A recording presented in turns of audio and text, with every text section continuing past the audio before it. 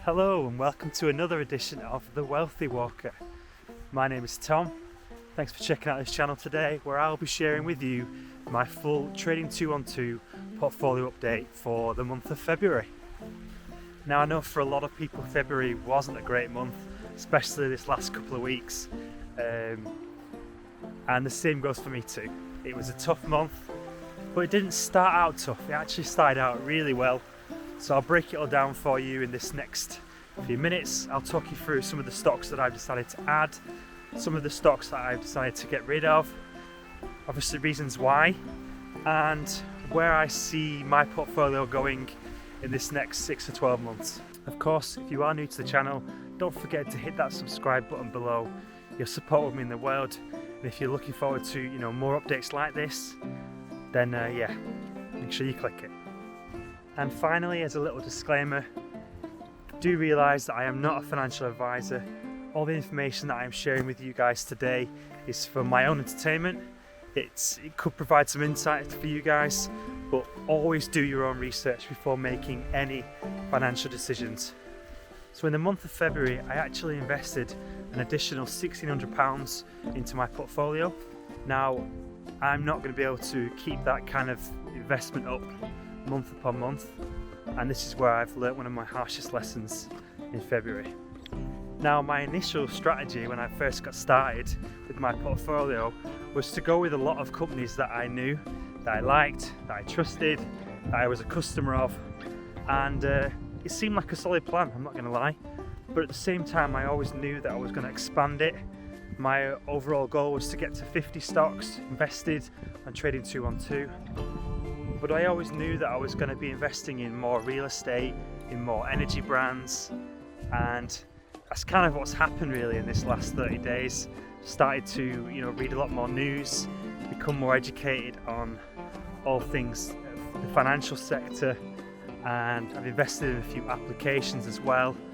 I'm just trying to become more and more knowledgeable about investing, because I don't think I want to just sit on stocks that I know, like and trust. In this last couple of weeks has really proven that you need to have a diversified portfolio, because you don't know what's around the corner.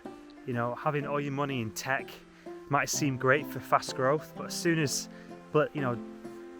dips in the market come like this last couple of weeks has proven, tech was hit the hardest. So having a diversified portfolio should help you get through these moments much better, and you won't see as big a swings in your overall investment. So yeah, at the time of recording, we're looking at about 4 or 5% down, which isn't too bad. But during the first couple of weeks of the month, I was actually 4 or 5% up. So it does sting a little bit after such, a great start to my investment journey. It soon dipped, and it obviously came because of what happened in the world. We experienced a big drop sort of late February, where the stock market felt like it was crashing, and it may still crash, but it's early days and already huge fluctuation. We're talking like a 10% difference from where we were a couple of weeks ago. So you'll see now on my full portfolio list, there's quite a few new names on there. I'm not going to run through every single name because it would be here for hours. Don't think that's what you're here for today. But what I will do is I'll talk you through some of the key new investments that I've added to the portfolio and why, and then I'll run you through the winners and losers of this last 30 days. So in this last month, I have added over £1,600 investment into my portfolio. I've also increased my number of holdings from, I think it was like 22, 23 investments to now 42 investments. Now, none of these are major holdings. We're talking, a range from £50 to £150 on average, between that mark. I've tried to spread it out nice and thin, so you're going to see a lot of 50s and a lot of 100s.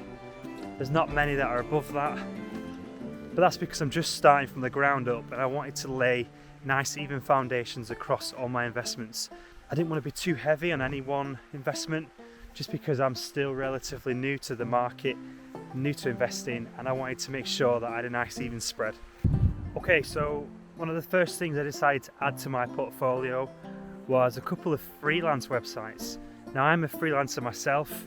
I use Upwork, so straight away in the month of February I decided to add Upwork to my portfolio list. I also added Fiverr. Fiverr.com is a brilliant website for cheap freelancers. I've used Fiverr in the past for logo design, ebooks, that kind of thing. So I decided to add Fiverr on there as well. So after doing my research on real estate, I decided to invest in 4 key areas. And the first one was self-storage. So I went with Big Yellow Group. They seem like a solid investment. I also decided to go with a mall / retail based real estate company, and the decision I went with was London Metric Properties. I also wanted to invest in a healthcare related real estate company, and I found Medical Properties Trust. They seem like a solid investment, so I've gone with those 2. And then the 4th area was just a bit of a wild card really. I'd been learning about the cannabis industry this past 30 days, and I decided to go with a real estate company that were involved with the cannabis industry. So I went with Innovative Industrial Properties, and I believe that is IIPR, ticker IIPR. And yeah, so far I feel pretty content with those guys. We'll see where it goes over the next few years. I also started to do a lot more research on electric vehicles, and rather than try to invest in loads of individual stocks, I decided to just go with a fund, and I invested in iShares. iShares have a little EV fund there. It's relatively cheap at this moment in time. I also quickly started to learn about energy and the importance of having energy stocks on your portfolio. Now, rather than do loads of research and try and pick out 1 or 2, again I just went with an iShares fund. That was the Clean Energy Fund, and yeah, I feel pretty happy with that investment. I also decided to invest in Airbnb. I am a customer of Airbnb, so it doesn't really change from my initial tactic.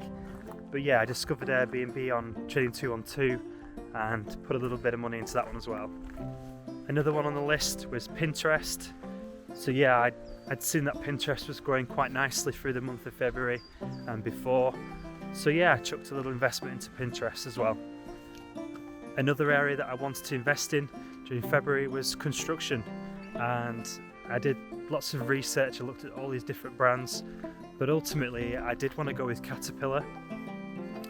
They are here to stay, and they're showing some incredible growth over the years as well. So I wanted to go with Caterpillar for now.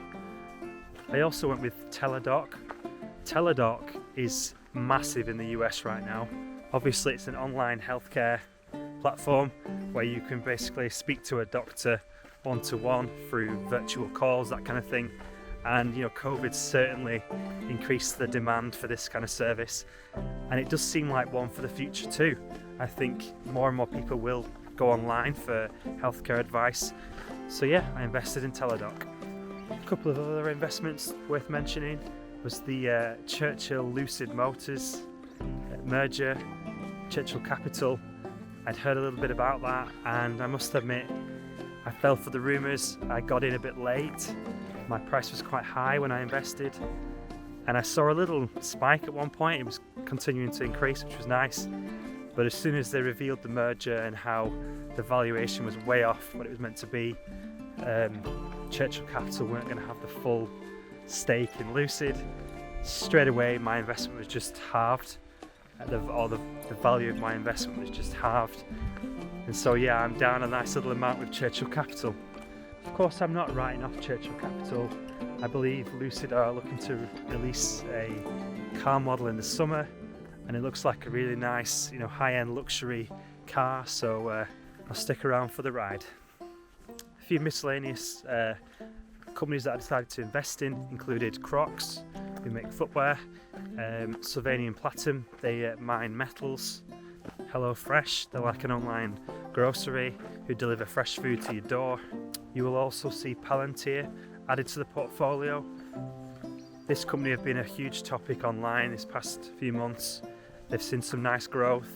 They did reveal their earnings report this past week or so, and from that there was a dip, which kind of coincided with the overall market dip that we've seen this last couple of weeks. So I do believe Palantir are here to stay, one for the future. So I've just started investing in those guys as well. So the only other area that I've not mentioned is semiconductors.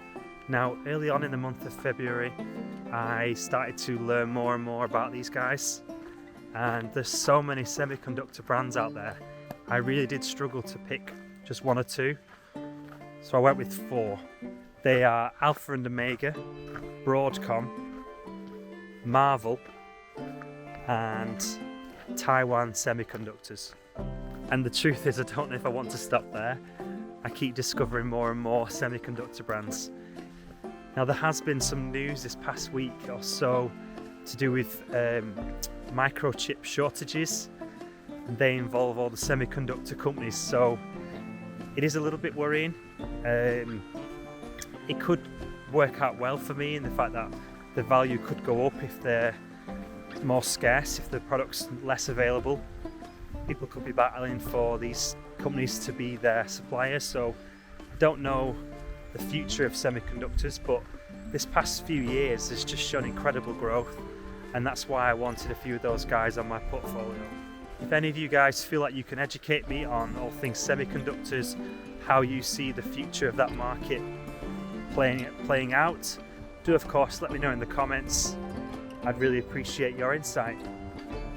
Now, through the month of February, I started to define what it is that I was looking to achieve, and I quickly started to realise that dividends, these small little wins here and there, weren't as important as long-term growth.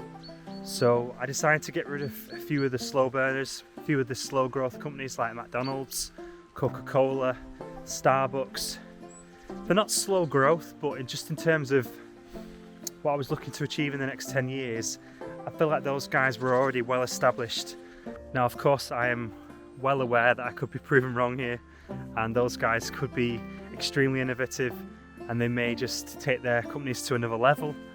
But as of right now, the dividends and the slower growth isn't as important to me. I really want to find companies that are shooting for the moon, and they're not speculative, but they are sitting on a lot more potential than some of these old school players who've shown the kind of growth that I'm looking for now. I also got rid of my free share from EasyJet. Not really interested in EasyJet at this time, so bye bye EasyJet. I also decided to get rid of investments in Pets at Home and Rightmove.